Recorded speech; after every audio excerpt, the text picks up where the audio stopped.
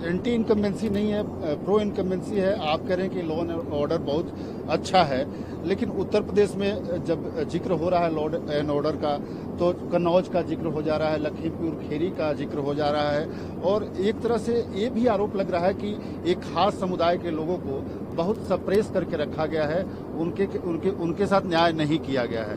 ये आरोप लगाए जा रहे हैं समाजवादी पार्टी। नहीं, देखिए, इतने बड़े राज्य में एक दो घटनाएं कहीं पर भी कभी हो जाती हैं, उस आधार पर इसका आकलन नहीं किया जा सकता कि कानून व्यवस्था की स्थिति खराब है।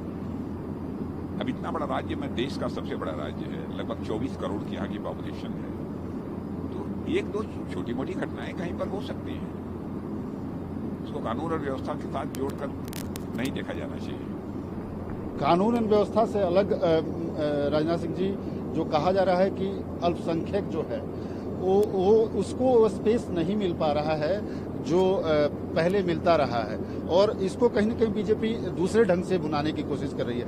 आपको लगता है कि इस तरह की राजनीति उत्तर प्रदेश में जो हो रही है वो ठीक है?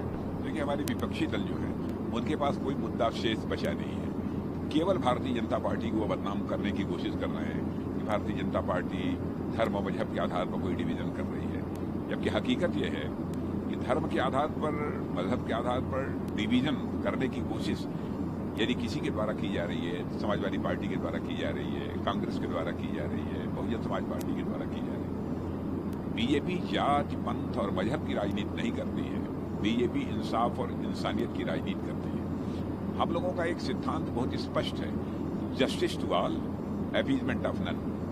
न्याय सभी के साथ होना चाहिए, तुष्टीकरण किसी का नहीं होना चाहिए। लेकिन आप उत्तर प्रदेश के राजनीतिक परिदृश्य को देखेंगे, सहज रूप से इस नतीजे पर आप पहुंचेंगे कि तुष्टीकरण की राजनीति यदि किसी के द्वारा की जा रही है, उसमें सबसे आगे यदि कोई है तो समाजवादी पार्टी और कांग्रेस पार्टी है। और बहुजन समाज पार्टी ने भी यही रास्ता इसके पहले भी अख्तियार किया था, और यहाँ इस बार भी इस रास्ते को छोड़ने को तैयार नहीं है। तो सभी राजनीतिक पार्टियों की यही हालत है।